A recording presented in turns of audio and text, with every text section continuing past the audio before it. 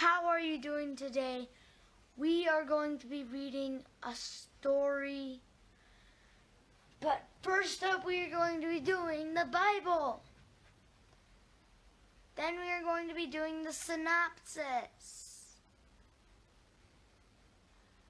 Then we are going to be doing dragon drums. And yes, we are going to be ending it on a cliffhanger. But I hope you guys enjoyed the video, and make sure to click the like button, hit the subscribe button, and hit the bell to never miss another video.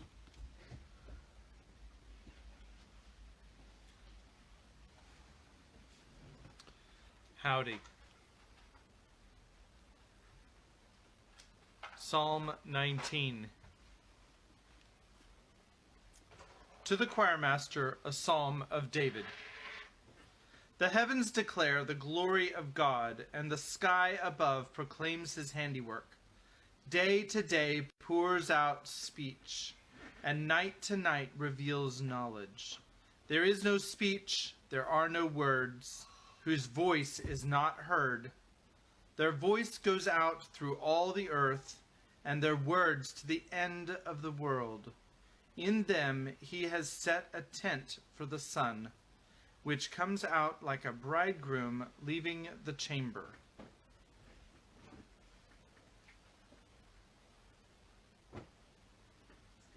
Should we start again another night? No, she just needs some distance, that's all. Oh yeah, that's why they're supposed to be separated. That's what I was trying to do. Okay. All of that didn't really happen. We're going to start over.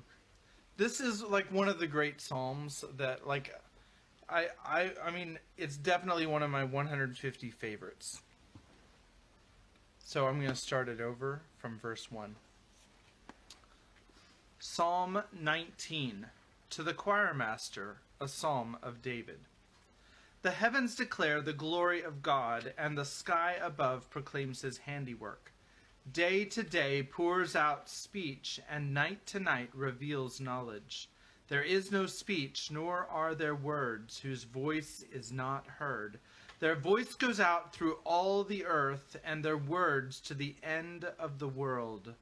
In them he has set a tent for the sun, which comes out like a bridegroom leaving his chamber, and like a strong man runs its course with joy. Its rising is from the end of the heavens, and its circuit to the end of them, and there is nothing hidden from its heat. The law of the Lord is perfect, reviving the soul. The testimony of the Lord is sure, making wise the simple. The precepts of the Lord are right, rejoicing the heart. The commandment of the Lord is pure, enlightening the eyes. The fear of the Lord is clean, enduring forever. The rules of the Lord are true and righteous altogether. More to be desired are they than gold, even much fine gold. Sweeter also than honey and drippings of the honeycomb. Moreover, by them is your servant warned. In keeping them there is great reward. Who can discern his errors? Declare me innocent from hidden faults. Keep back your servant also from presumptuous sins. Let them not have dominion over me. Then I shall be blameless and innocent of great transgression.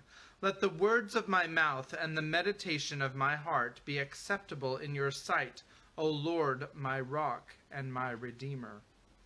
Psalm 20. To the choirmaster, a psalm of David. May the Lord answer you in the day of trouble. May the name of the Lord of Jacob protect you. May he send you help from the sanctuary and give you support from Zion. May he remember all your offerings and regard with favor your burnt sacrifices. May he grant you your heart's desire and fulfill all your plans. May we shout for joy over your salvation, and in the name of our God set up our banners. May the Lord fulfill all your petitions. Now I know that the Lord saves his anointed. He will answer him from his holy heaven with the saving might of his right hand. Some trust in chariots, and some in horses, but we trust in the name of the Lord our God. They collapse and fall, but we rise and stand upright. O Lord, save the King. May he answer us when we call. Psalm 21. To the choir master, a psalm of David. O Lord, in your strength the King rejoices, and in your salvation how greatly he exults. You have given him his heart's desire, and have not withheld the request of his lips. Selah. For you meet him with rich blessings. You set a crown of fine gold upon his head. He asked life of you. You gave it to him, length of days forever and ever. His glory is great through your salvation. Splendor and majesty you bestow on him. For you make him most blessed forever. You make him glad with the joy of your presence. For the King trusts in the Lord, and through the steadfast love of the Most High he shall not be moved. Your hand will find out all your enemies. Your right hand will find out those who hate you. You will make them as a blazing oven when you appear. The Lord will swallow them up in his wrath, and fire will consume them. You will destroy their descendants from the earth, and their offspring from among the children of man. Though they plan evil against you, though they devise mischief, they will not succeed, for you will put them to flight. You will aim at their faces with your bows. Be exalted, O Lord, in your strength. We will sing and praise your power. That is the end of Psalm chapter 21. And tomorrow we will read the prophetic Psalm 22. And at this time we are going to... Are we foregoing the synopsis? Yeah, I think so. All right. So at this time I am going to introduce the lovely Jenny. Here she is. Oh, thank you. Hi, guys. So, sorry, Kimberly is not going to give the synopsis tonight. Her teeth are really hurting her. Her brand new aligners, which will make her smile absolutely beautiful, are taking a little while to get used to, so she's kind of not happy right now. And the earlier disturbance was because I had to separate the children with pillows. Because JJ didn't. Yeah, I had to throw pillows at them. I'm that kind of mom. All right, so chapter 10. Well, in chapter 9, let's see what happened in chapter 9. Chapter 9 was, let's see. So he survived another thread fall. His fire lizard's name is Farley. Wait. And oh, I have a helper. Tell me. Well, later on, after Threadfall, he went into the ocean because there were a lot of things going into the ocean. That was the last chapter. Sorry, Chrissy. Looks like I have to come over here. JJ, move over. No. Come on. Let's let her give it a shot. I don't want to. Go. All right. So apparently, Mom can't remember about the thing that happened right at the end. So after Threadfall, they saw some of the birds that they had tried to attack him, and he knew that there was something that had died during Threadfall. So he went over and found this animal. I forget what they called it. Weary? I think those were the birds. Yeah. They found this animal, and they found stupid. yeah, but underneath the animal, there was this baby animal that was hurt, and it couldn't make it to the river to wait out the thread. So its mom literally got on top of it and shielded it from the thread. And then after that, what happened was... Oh yes! Thank you, Granny Bear, a runner beast. So they found this little baby one, and Primer decided to call it Primer. Stupid. I said Primer. Primer. I can't speak with these on. Yeah, no. Dad, don't. All right, come on. So he decided to call it Stupid, and until it is fully healed, he's gonna take care of it. Okay. And the last scene was with Menely and the Master Harper, and he got finished installing Lord Dector at Nablehold, and he has sent them off to go find Pimer.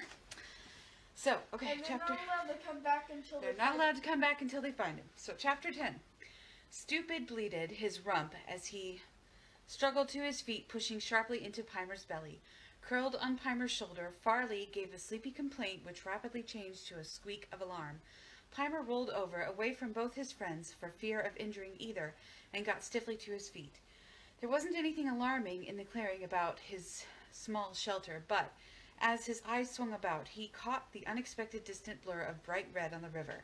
Startled, he brushed aside an obscuring bow and saw, just where the river began to narrow between the plains, 3 single-masted ships, carrying brilliant red sails. Even as he watched in surprise, the ships altered course, their red sails flapping as they were first turned into the wind and then were carried by momentum up onto the muddy beach. Fascinated at the sight of ships on his river, Pimer moved further from his shelter, stroking to reassure Farley, who chittered questions at him. He was marginally conscious of Stupid brushing against his bare leg as he reached the outermost screen of trees. Not that anyone from the ships could possibly see him at this distance. He watched, as one will review a dream, while people jumped out of the ships, men, women, and children. Sails were furled fully, not just thrown across the boom. A line was formed to convey bundles of packages from the ships across the muddy beach to the higher, dry banks. Holdless men from the north? Wondered Pimer, but surely he'd heard that they were passed through Toric first, so that their inclusion in the southern hold was unobtrusive, and the old-timers had no cause to complain. Whoever these people were, they looked as if they intended to stay a while. As Pimer continued to watch the disembarkation, he became aware of a growing sense of indignation that anyone would dare invade his privacy, would have the audacity to make a camp and set up cooking fires with great kettles balanced on spits across the flames, just as if they belonged here. This was his river, and Stupid's grazing grounds, his, not theirs to litter with tent, kettle, and fire. What if the old-timers just happened to fly this way? There'd be trouble. Didn't those folk know any better? Setting up in the sight of everything, Farley distracted him by protesting her hunger. Stupid had fallen to his customary sampling of every type of greenery in his immediate area. Absently, Pimer reached in the pouch of his belt for a handful of nut meats he'd kept there to pacify Farley. Daintily, she took the offerings, but informed him with a querulous cheep that this had better not be all she was given to eat that morning. Pimer chewed on a nut himself, trying to figure out who these people were and what they were about.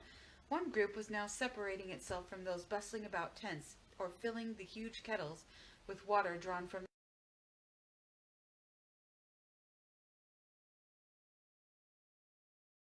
the river.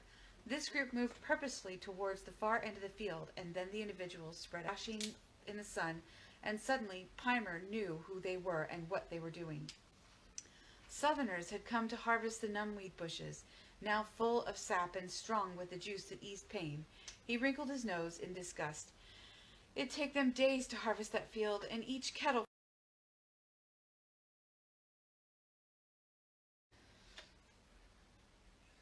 Oh, hi. So, hey, folks, we had a technical difficulty that I think we've resolved, so I'm going to try to pick up where I left off.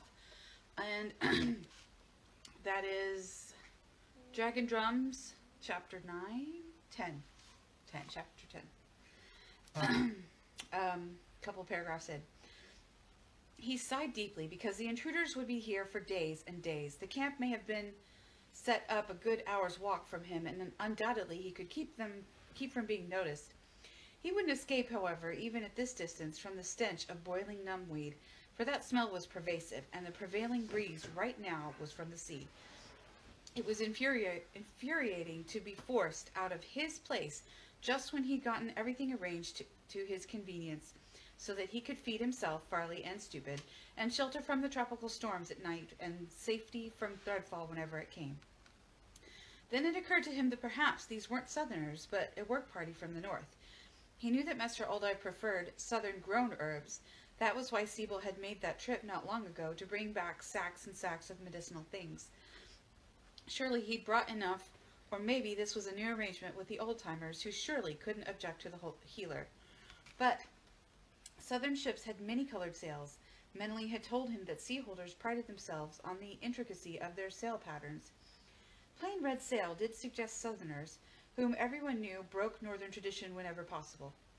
Also, these work groups were moving with the familiarity of much practice. Pimer grinned to himself, one thing sure, he wasn't going to announce his presence right now. Sure as eggs hatched, he'd get himself included in harvesting numbweed. He'd just take what he needed and work around them, through the forest until he got to the seashore well east of them, and well away from the stink of boiling numbweed. So he made a neat bundle of his woven mat and tied it with a vine thong, ignoring the chittering of Farley, who disapproved of his activity and of the fact that he was ignoring her gradually more insistent request for food. He stared at the walls of his little shelter and decided that there was just the chance that someone might hunt in the forest and discover his rude hold. He dismantled the sheets of woven grass and hid them in the thick leaves of nearby bushes. He couldn't remove the clearing he'd made, but he scuffed up the tamped-down earth and scattered dead fronds here and there so that a casual glance would make it appear a natural clearing. He silenced Farley's now urgent complaints by heading to the river. His fish trap, tied to his sunken thread tree, here held more than enough to feed her amply. He gutted what remained after she was sated, and wrapping them in broad leaves, added that to his bundle. He hesitated a few moments before tossing the fish trap back into the river. Surely no one would notice it unless someone tripped over the silly thing, which seemed highly unlikely, and the fish it captured wouldn't suffer. He'd leave it, and then he'd have ample eating when he returned here. He made his way through the forest, skirting the wide plain, pausing to drink when he crossed a small contributory stream and to let Stupid rest a while. The little fellow's short legs tired quickly, and while the creature was no great weight, he did seem to get heavier on those occasions when Pimer took pity and carried him a while. Farley flitted ahead of them and behind, venturing up through the trees into the sky occasionally, twittering a scold that Pimer didn't understand but assumed was directed at the invaders. "At least you're not afraid of them," said Pimer, when she returned to her perch on his shoulder, begging caresses. She leaned against his finger as he stroked her neck, murmuring sweetly for him to continue, and she twined her tail tightly about his neck. "If only they weren't making numbweed, I'd be willing to introduce us all. Or would he?" Pimer wondered. It would have been so simple to go down and find out if they were Southerners. Imagine their surprise when he wandered in, as easy as you like. They'd be startled, they would, and amazed when he told them his adventures here in the South. But then they'd want to know how he'd got here, and he wasn't at all certain he ought to tell the exact truth. Surely it wasn't unusual for a bold, holdless man to try to sneak south, particularly if he had merited his holder's displeasure.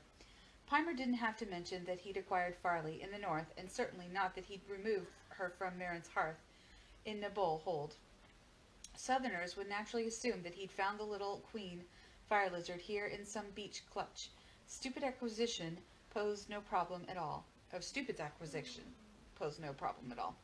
He could tell the truth there.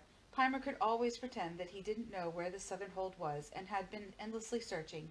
Yes, that was it. He could say he'd stolen a small boat, and had had an absolutely ghastly trip south, which was only the truth. Yes, but where had he sailed from? Ista? That was too small a hold to steal a boat from. Aigen? Maybe even Karoon? The Southerners were not likely to check with anyone. "Hello! What are you doing sneaking around here?" A tall girl stepped into his path, blocking his way. On one shoulder was a bronze fire lizard, on the other a brown, both eyeing Farley intently. She let out an apologetic squeak, but as startled as Pimer, as she also dug her talons into his shoulder and tightened her tail about his neck. All that came out of his mouth was a choked cry of astonishment. A quick chirp from the little bronze caused Farley to relax her tail. Pimer turned his head towards her, annoyed that she hadn't warned him. "It's not her fault," said the girl with a wide smile, easing her weight to one leg as she enjoyed Pimer's discomfiture. She had a pack strapped to her shoulders, a belt with a variety of pouches, some empty, dark hair wrapped with a band tightly about her head so strands wouldn't tangle in branches, and thick-soled sandals on her feet, as well as shin guards tied about her lower legs. Mir, she indicated the bronze, and Tala know how to be silent when they wish. And when they realized that she was already impressed, we all wanted to see who had got a gold. "I'm Shara from the Southern Hold." She held out her hand, palm up. "How'd you get down here? We didn't see any wreckage as we came along the coast." "I've been here 3 threadfalls already," said Pimer, crossing her palm quickly in case she was the sort of person who sensed when someone lied, landing up near the big lagoon, which was also partially true. "Near the big lagoon?" Shara's face expressed concern. "Then you weren't alone. The others were killed?" "That lagoon is treacherous in high tide. You don't see the outside shelf of rocks until you're right on them. I guess being little, I sort of slid over okay." Pimer felt it was safe to seem sorrowful. "That's all past history for you, lad," said Shara, her deep musical voice compassionate. "If you survived the southern seas and 3 threadfalls holdless, I'd say you belong in the south." "I belong here?" Suddenly, the prospect heartened Pimer. Shara was as perceptive as the harper. The thought of being permitted to stay on in this beautiful land, walking where no one else, maybe not even Shara, had ever trod before, made Pimer's heart tip over. "Yes, I'd say you belong," said Shara, wide mouth curled in a smile. "And so, what name shall I call you by?" If she hadn't given him the option to state a name, any name, not necessarily his own, Pimer might have prevaricated. We need to broaden our vocabulary as Americans. Instead, he answered her with a grin. "I'm Pimer of Pern."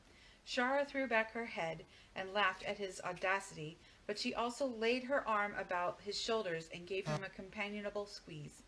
"I like you, Pimer of Pern. What have you named your little queen?" "Farley? That's a pretty name. And is that little runner beast a friend of yours too?" "Stupid? Yes, but he's just joined us. His mother was thread-scored last fall, but he keeps up with us." "Keeps up with you? You mean you saw the ships land?" "Sure, saw him going to harvest numbweed too." Shara laughed again at the intense disgust in his tone, and Pimer found himself grinning at the infectiousness of her humor. "And that decided you to make tracks away from wherever you were. Can't blame you, Pimer of Pern."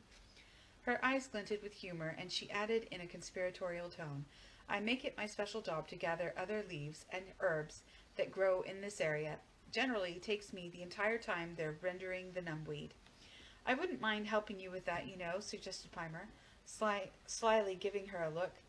He was only just aware of how much he had missed the interchange with someone of like mind. "I'd be glad of the right sort of help, and you'll have to keep up with me. I've got a lot to do while they muck about with the numbweed. There's a northern healer who sent me a special request." "I thought you southerners kept away from the north." Pimer decided it was time to be ignorantly discreet. "Yes, there are some things that need to be traded back and forth, but I thought Bendenweir doesn't permit." "Dragon riders, yes," and there was a curious tone in her voice when she said dragon riders that caught Pimer's quick ear. It was a mocking derision that surprised him, accustomed as he was to the respect with which all dragon riders except the southern old-timers were treated. But Shara meant the southern old-timers when she said dragon riders. "No, we trade with northerners." Again, that odd derision, as if northerners weren't up to southern standards. "All manner of southern plants grow bigger and better than the same things in your old north. Numbweed for one, feather herb and tuft grass for fever, red wort for infection, pink root for bellyache, and all manner of things." She had begun to walk now, gesturing Pimer to follow her deeper into the forest, her strides swinging as if she knew exactly where she was going in the tangled depths. Had traveled this way many times before. At some stages of the next few days, Pimer had occasion to regret not harvesting numbweed, a comparatively simple task compared to Shara's search, which included digging, scrambling under thorny bushes that scratched his back raw, and climbing trees for parasitic growths. He felt he had found a taskmaster in her equal to old Bessel at Nabel Hold.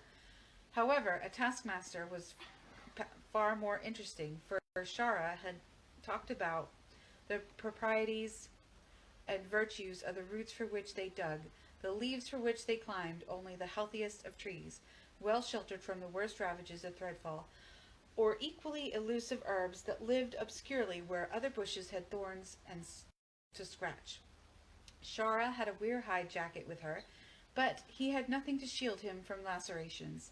She was quite ready to and prepared to dab him with numbweed whenever necessary, but she did have to point out that his size made him the logical person to pursue the shyest herbs in their protective environment. Nothing would permit Pimer to lose honor in Shara's eyes. The first evening she built a tiny hot fire, knowing which of the southern woods burned best, and cooked him the finest eating he'd had since he'd left the Harper Hall. His contribution was fish, and hers a combination of tubers and herbs. The 3 little fire lizards devoured 3 portions of the stew with as much gusto as he did. To Pimer's pleased surprise, Shara did not question him again about his journey south, nor his imaginary companions. When she commented on his knowledgeable handling of Little Stupid, he did admit to having been a herdsman's boy in mountain holds. Otherwise, Shara seemed determined to introduce him to the south, and gave him endless lectures on the beauties and advantages. She told him of explorations up the river, his river, which had ended in an unnavigable and dangerous marshland of tremendous breadth. The explorers had reluctantly decided that rather than get lost one by one up blind waterways, they had better abandon the search until they could make an aerial survey of the area. A survey unlikely to be accomplished until one of the old-timers boldly agreed to the outing. Pimer hadn't been in Shara's company for more than several hours before he learned how poor her opinion was of dragon riders. While he had to agree of her estimate of the old-timers, he found it very difficult not to call Natan to her as comparison. He felt he was being disloyal to the Fort Weir leader when he forced himself to keep silent, but a favorable mention of Natan might bring a query as to how he, a lowly herdsman's boy, came to know so much about a Weir leader. Shara had a light blanket which she was quite willing to share with Pimer at night. She also acquainted him with the thick brush leaves, which made a more fragrant and comfortable bedding than the Springer fronds he'd been using.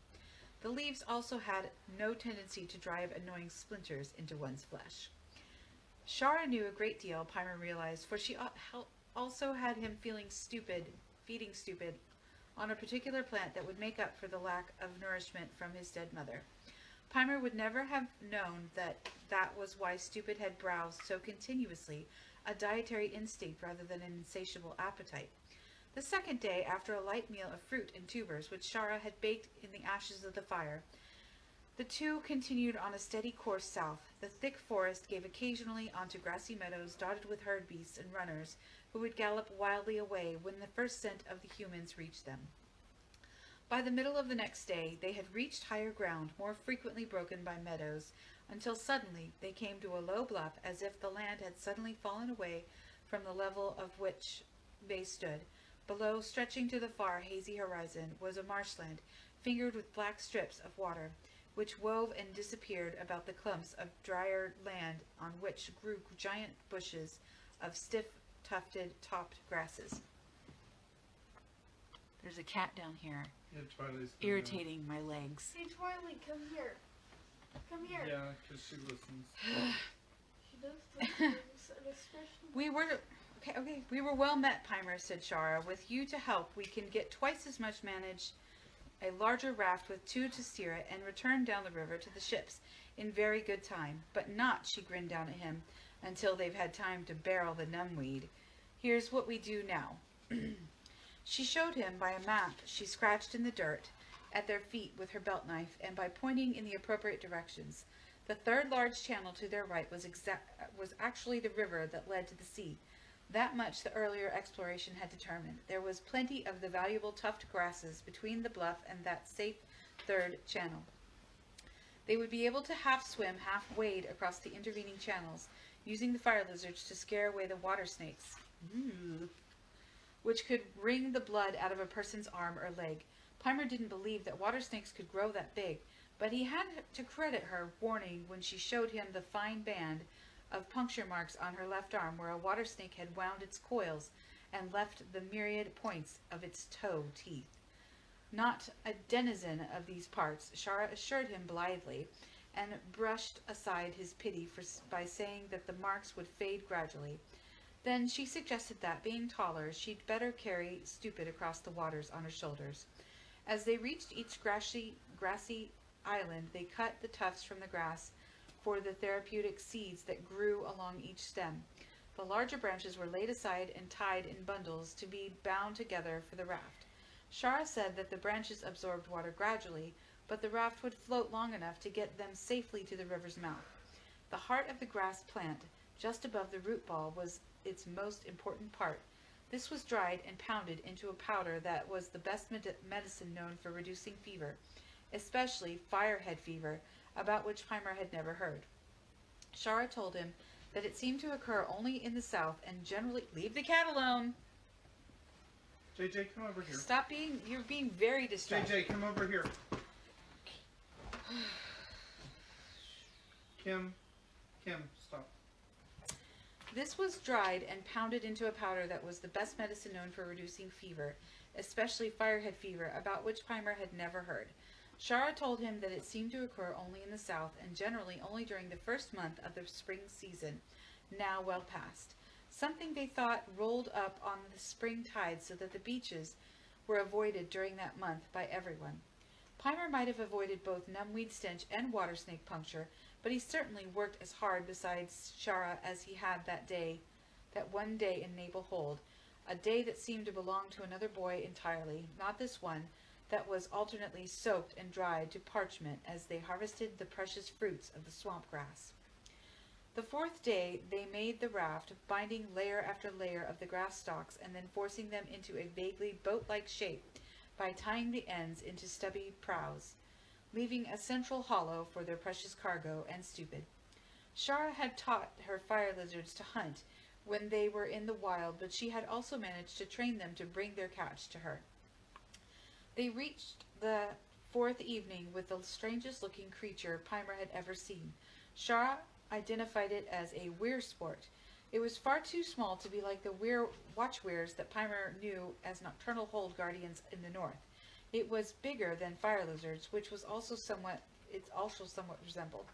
Fortunately, it was almost dead when the delighted Mir and Tala deposited it on the ground by Shara's feet. She dispatched it with a deft prick of her knife, and grinning at Pimer for his horrified expression, proceeded to disembowel it, throwing the offal far out into the black waters, which roughed nearby as the snakes took the offering. May look a sight, but roasted in its skin, a weirsport is very good eating. So we'll stuff it with a bit of white tuber and some grass shoots, and we'll have a meal fit for a lord holder.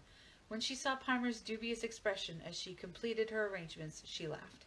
There's a lot of strange beasties in this part of the south, as if all the animals you have up north got mixed up somehow. A weirsport isn't a fire lizard, and it isn't a weir. For one thing, it's a daytime beast, and weirs are nocturnal. Sun blinds them. Then there's far more varieties of snake here than in the south, or so I'm told. Sometimes I'd like to go north, just to see all the differences, but then again, and Shara shrugged, her eyes wandering over the lush, deserted and strangely beautiful marshlands. This is where I hold. I haven't seen half enough of it yet to begin to appreciate all its complexity. She pointed due south with her bloody knife blade. There's mountains down there that never lose their snow. Not that I've seen snow on them or on the ground, though my brother has told me about it. I wouldn't like to be as cold as he says he gets in the north when there is snow on the ground. Oh, it's not bad, replied Pimer reassuringly, and a trifle pleased to be able to talk on the subject he did know. Rather invigorating, in fact, cold is. Snows are fun, too. Then you don't have to... He caught himself. He'd been about to say you didn't have to report to all work sections of the Harper Hall. Do as much work. Shara didn't seem to notice his brief hesitation or that he had substituted another phrase. She gave him a grin. We don't always work this hard in southern either, Pimer, but now it's time to harvest numbweed and get the tuft seeds and brush hearts. If we didn't have them, and she shrugged to indicate a very unpleasant alternative, then she made a trench in the red ashes of the fire, lined it with thick water plant leaves which began to hiss and exude a steamy fragrance, deftly inserted the stuffed were-sport, folded over the leaves, and carefully knifed the hot ashes in place, and sat back. There, dinner won't be long, and there's enough for all. That's the end of chapter 10. We will start chapter 11 tomorrow and possibly finish it. In the meantime, yeah, it's going to be probably a 2-night book, I think. We'll see. In the meantime, does anybody want to say goodnight? Good night. From all the way, nobody wants to move. Sorry. My teeth hurt. 6, Go say goodnight to Granger. 7, 8, 9, 10, 11, 12, 13, 14, 15. So there's 15 pages. We might finish it. Yeah. Okay. Good night, guys. Good night, guys. Hair. Good night. Night. To Granny Bear. She says goodnight, sweethearts. Thank you. Okay. All right. Oh, the hair.